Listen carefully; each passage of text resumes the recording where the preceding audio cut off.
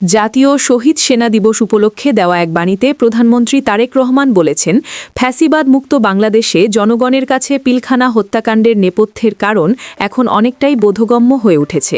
তিনি বলেন, ২০০৯ সালের ২৫ ফেব্রুয়ারি দেশের ইতিহাসে এক শোকাবহ ও বেদনাবিধুর দিন হিসেবে স্মরণীয় হয়ে আছে। ওই দিন রাজধানীর পিলখানায় তৎকালীন বাংলাদেশ রাইফেলস বিডিআর সদর দপ্তরে সংঘটিত নৃশংস হত্যাযজ্ঞে ৫৭ জন সেনা কর্মকর্তাসহ মোট ৭৪ জন সদস্য শহীদ হন।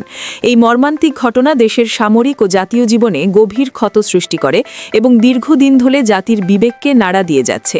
বাণীতে প্রধানমন্ত্রী বলেন, পিলখানার হত্যাযজ্ঞ শুধু একটি বিচ্ছিন্ন সহিংস ঘটনা ছিল না, বরং এটি জাতীয় নিরাপত্তা এবং রাষ্ট্রের স্থিতিশীলতার ওপর গুরুতর আঘাত হিসেবে চিহ্নিত হয়ে আছে। দেশের স্বাধীনতা ও সার্বভৌমত্ব রক্ষায় নিয়োজিত সেনা কর্মকর্তাদের ওপর এমন বর্বর হামলা জাতির জন্য এক গভীর বেদনার বিষয়। তিনি বলেন, শহীদ সেনা কর্মকর্তারা দেশের প্রতি তাদের অঙ্গীকার ও কর্তব্য পালন করতে গিয়ে জীবন উৎসর্গ করেছেন এবং তাদের এই আত্মত্যাগ জাতির ইতিহাসে চিরস্মরণীয় হয়ে থাকবে। প্রধানমন্ত্রী তারেক রহমান বলেন, দীর্ঘ সময় ধরে ২৫শে ফেব্রুয়ারির এই দিনটি যথাযথ মর্যাদা ও গুরুত্বের সঙ্গে পালন করা হয়নি।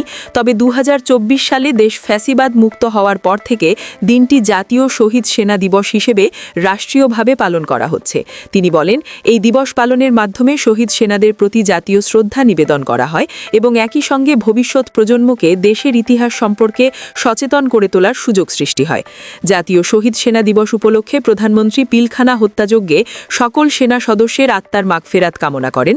পাশাপাশি তিনি শহীদদের শোক সন্তপ্ত পরিবারবর্গের প্রতি গভীর সহানুভূতি ও সমবেদনা জানান। তিনি বলেন, যারা এই মর্মান্তিক ঘটনার ফলে প্রিয়জন হারিয়েছেন, তাদের বেদনা জাতি কখনোই ভুলতে পারবে না। রাষ্ট্র সবসময় শহীদ পরিবারগুলোর পাশে রয়েছে এবং ভবিষ্যতেও থাকবে বলে তিনি আশ্বাস দেন। বাণীতে প্রধানমন্ত্রী উল্লেখ করেন, পিলখানা হত্যাকাণ্ডের বিচার প্রক্রিয়া এখনও চলমান রয়েছে। বিচারাধীন বিষয় হওয়ায় এ বিষয়ে বিস্তারিত মন্তব্য করা সম্ভব নয়। উল্লেখ করে তিনি বলেন, তবুও নাগরিক হিসেবে এই বিষয়টি উপলব্ধি করা জরুরি যে এই হত্যাকাণ্ডের নেপথ্যে দেশ ও জনগণের স্বাধীনতা ও সার্বভৌমত্ব বিরোধী তৎপরতা জড়িত ছিল। তিনি বলেন, এই ঘটনাকে কেন্দ্র করে বিভিন্ন সময়ে মিথ্যা তথ্য, অপতথ্য ও বিভ্রান্তিকর প্রচারণা ছড়িয়ে জনগণকে বিভ্রান্ত করার চেষ্টা করা হয়েছে, যা সত্য উদ্ঘাটনের পথে বাধা সৃষ্টি করেছে। প্রধানমন্ত্রী বলেন, একটি স্বাধীন ও সার্বভৌম রাষ্ট্রের জন্য সশস্ত্র বাহিনী শুধু নিরাপত্তার নিশ্চয়তা নয়, বরং জাতীয় মর্যাদা, বীরত্ব এবং গৌরবের প্রতীক। দেশের স্বাধীনতা রক্ষা, সীমান্ত নিরাপত্তা নিশ্চিত করা এবং প্রাকৃতিক দুর্যোগ বা জাতীয় সংকটে জনগণের পাশে দাঁড়ানোর ক্ষেত্রে সশস্ত্র বাহিনীর অবদান অনস্বীকার্য। তিনি বলেন, জাতির এই গর্বিত প্রতিষ্ঠানকে দুর্বল করার যে কোনো অপচেষ্টা দেশের জন্য ক্ষতিকর এবং তা কখনোই মেনে নেওয়া যায় না। তিনি আরও বলেন, পিলখানার মর্মান্তিক হত্যাকাণ্ড জাতিকে সতর্ক হওয়ার শিক্ষা দেয়। ভবিষ্যতে যাতে কোনো ব্যক্তি বা গোষ্ঠী রাষ্ট্রবিরোধী বা সশস্ত্র বাহিনী বিরোধী ষড়যন্ত্রে লিপ্ত হতে না পারে, সে বিষয়ে সবাইকে সচেতন থাকতে হবে। জাতীয় নিরাপত্তা রক্ষার ক্ষেত্রে জনগণ, সরকার ও রাষ্ট্রের বিভিন্ন প্রতিষ্ঠানের মধ্যে সমন্বয় ও আস্থা অত্যন্ত গুরুত্বপূর্ণ বলেও তিনি উল্লেখ করেন। প্রধানমন্ত্রী তারেক রহমান বলেন, দেশ ও জনগণের স্বার্থের বিপরীতে যে কোনো ষড়যন্ত্রের বিরুদ্ধে সবাইকে ঐক্যবদ্ধভাবে রুখে দাঁড়াতে হবে। জাতীয় ঐক্যই দেশের স্থিতিশীলতা ও অগ্রগতির প্রধান ভিত্তি উল্লেখ করে তিনি বলেন, বিভেদ নয়, পারস্পরিক সহযোগিতা ও সংহতির মধ্যে দিয়েই দেশকে এগিয়ে নিতে হবে। শহীদ সেনা দিবস সেই ঐক্যের চেতনাকে আরও শক্তিশালী করার একটি গুরুত্বপূর্ণ উপলক্ষ বলে তিনি মন্তব্য করেন। তিনি বলেন, শহীদ সেনাদের আত্মত্যাগ জাতির জন্য এক অনন্য দৃষ্টান্ত হয়ে থাকবে।